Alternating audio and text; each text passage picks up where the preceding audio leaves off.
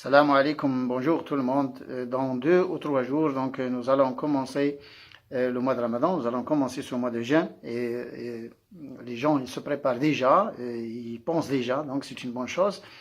Et se préparent, c'est là où il y a le problème, c'est que se préparer pour le mois de Ramadan, pour les gens, ça se comprend très mal et malheureusement, la façon dont ils se préparent, ils nous montrent bien qu'ils ne vont pas bien jeûner, ils ne vont pas bien exploiter ce mois de Ramadan. Ils se préparent en achetant le maximum d'aliments et en faisant un grand stock, de façon à ce qu'il ne manque rien pendant le mois de Ramadan et de façon à ce qu'il ne manque rien pendant toute la nuit, parce qu'ils vont manger, ils vont pas jeûner. Et ce n'est pas ça la préparation donc pour le Ramadan. La préparation pour le Ramadan, c'est essayer d'organiser la vie au maximum possible, c'est d'avoir un plan. Et dans ce plan, il faut penser à valoriser ce jeûne, à valoriser la faim, donc cette starvation pendant un mois. La valoriser comment?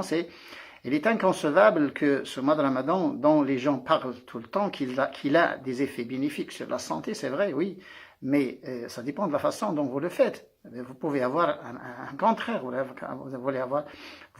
pouvez avoir donc les méfaits, pas les bienfaits, si vous ne vous organisez pas dans ce mois de Ramadan. Il faut d'abord choisir le peu d'aliments possibles et les aliments naturels et les aliments qu'on peut faire cuire à la maison.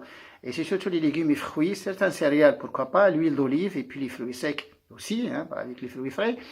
Et puis penser à l'eau, il ne faut pas utiliser donc une eau, disons, de distribution, je ne sais pas quoi, mais il faut avoir une bonne eau. Si c'est une eau distillée, c'est bon. Si c'est une eau filtrée, c'est bon. Ou une eau minérale, ou une eau pétillante, pourquoi pas.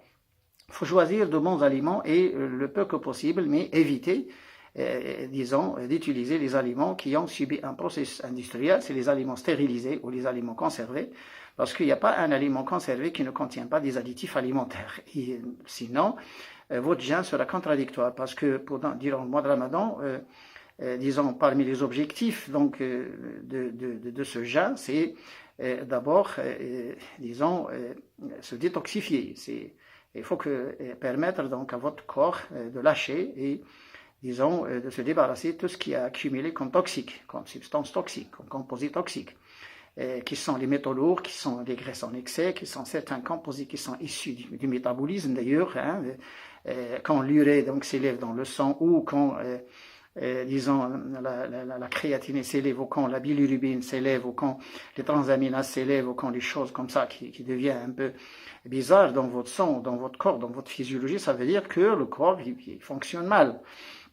C'est pourquoi donc il faut suivre un régime naturel, aussi naturel que possible, sinon vous n'aurez pas de bienfait du Ramadan. Vous n'aurez pas de bienfait.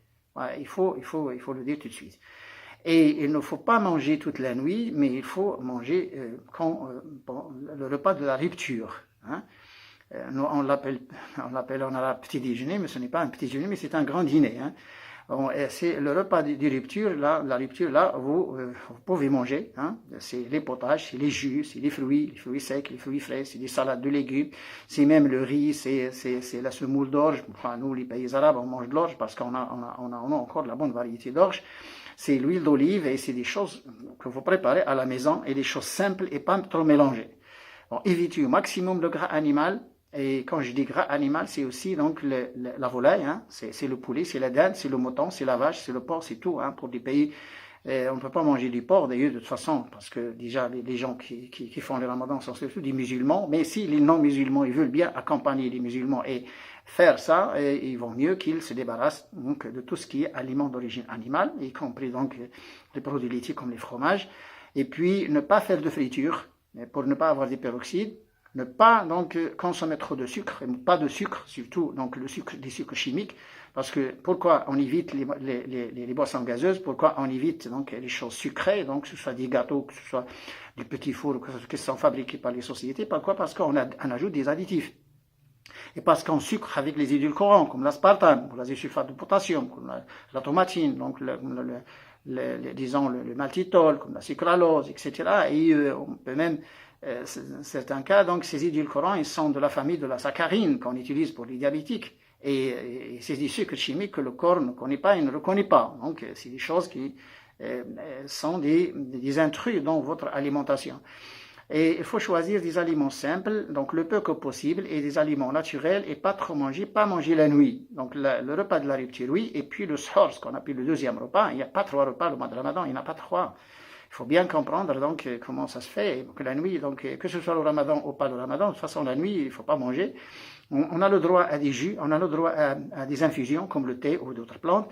On a le droit à des fruits frais ou fruits secs, comme les dattes par exemple, ou les raisins secs, ou quelque chose comme ça. Donc on a le droit, pourquoi? Parce que c'est des aliments qui sont simples à digérer, qui ne demandent pas d'énergie de digestion.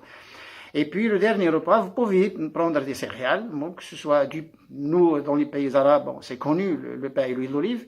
Sinon, les gens qui aiment beaucoup le riz, pourquoi pas. Et puis, on peut aussi prendre les fruits secs comme l'amande, les noix ou les dattes, comme ça. Donc, dans ce sahur, mais c'est un petit repas, c'est une petite collation, c'est tout. Hein. Et puis, on boit un peu d'eau et puis on se prépare donc pour le jeûne. Il faut sentir la faim, il faut sentir la soif. Il faut bouger. Et il ne faut pas, donc, disons, il faut combattre cette paresse donc, de faim. Pourquoi? Parce que il y a une addiction, parce qu'il n'y a pas uniquement les drogues, mais il y a une addiction aussi pour les aliments, du fait que les gens ne se sentent pas bien, sont mal à l'aise. Donc, quand ils jeûnent, ça veut dire qu'il y a une addiction. Ça veut dire que c'est la même chose que la cigarette. Et que les gens, d'ailleurs, ils sont énervés, ils sont tendus et tout ça. Mais et oui, justement, parce que quand on est habitué à une chose et qu'on coupe, c'est ça l'addiction, d'ailleurs. Disons, on passe par une sensation terrible. D'ailleurs, il y a des gens, même le premier, le deuxième et troisième jour, pendant le mois de Ramadan, il y a des gens qui sont très tendus et qui sont très énervés. Mais ça passe, pourquoi? Parce que c'est une période qu'on appelle nous période donc de crise, et cette période de crise qui peut durer jusqu'à 5 jours, c'est l'impression, c'est des maux de tête, c'est de la paresse, c'est parfois des vertiges, on s'énerve, etc., on sent des douleurs, mais ça passe, pourquoi? Parce que votre corps, il s'adapte. Et ce mois de Ramadan, que les gens comprennent mal, c'est ne pas manger la journée et ne pas boire, et puis on mange la nuit, là, il faut quand même qu'ils suppriment ça de leur esprit. Il faut qu'ils effacent donc cette mauvaise façon de gérer le mois de Ramadan.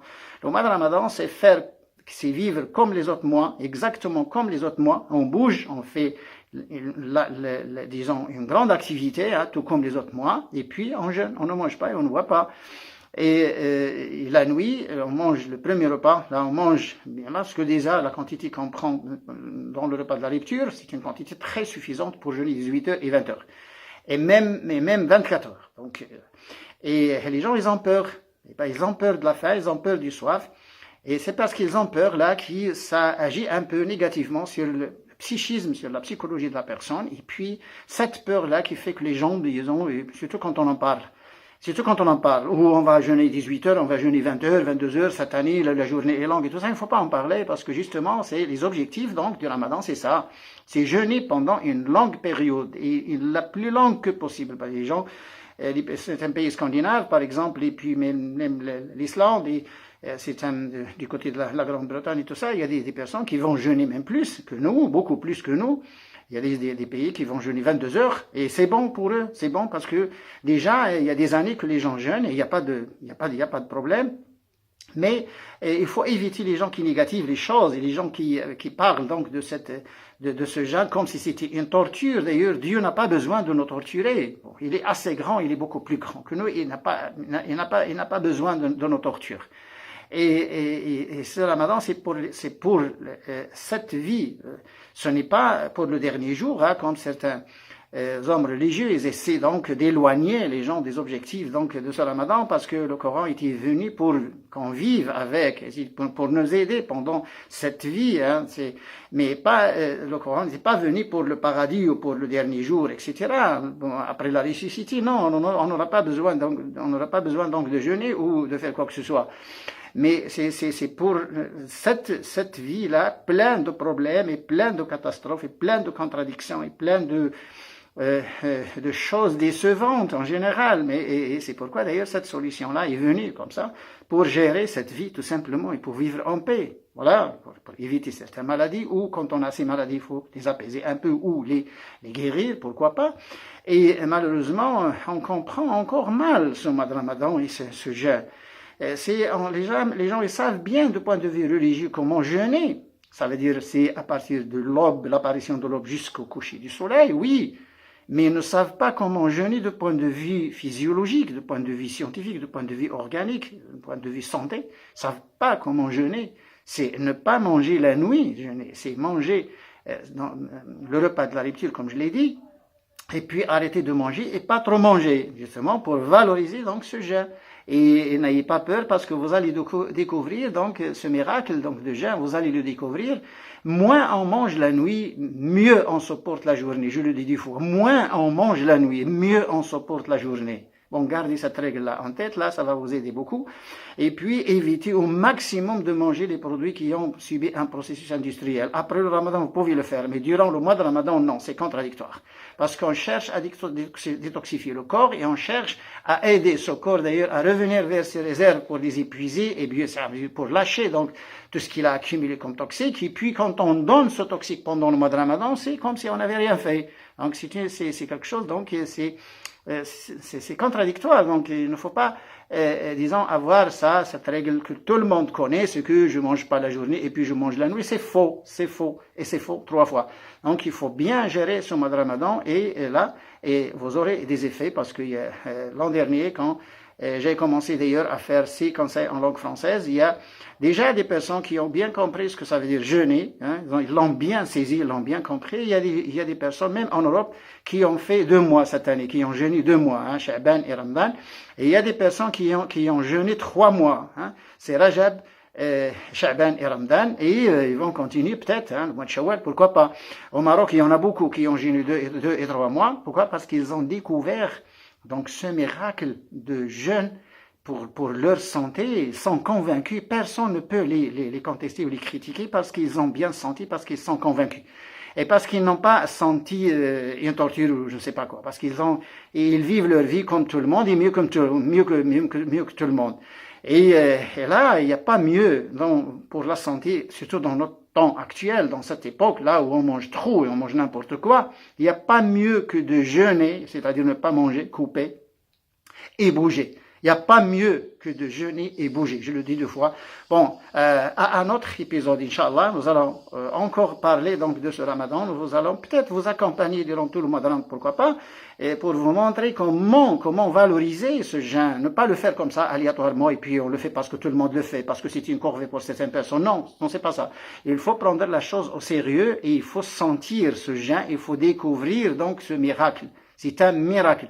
Parce que d'après la médecine, si on ne mange pas pendant un temps, si on ne boit pas pendant un temps, attention, non, ça s'explique pas comme ça, parce qu'il y a beaucoup de personnes donc qui ont des problèmes, pourtant qui ont jeûné, et sans aucun problème, et jusqu'au point où certains dossiers que nous avons, que les médecins n'ont rien compris. Ils n'ont rien compris, ils ne pouvaient pas comprendre. Pourquoi? Parce que c'est quelque chose qui ne s'explique pas.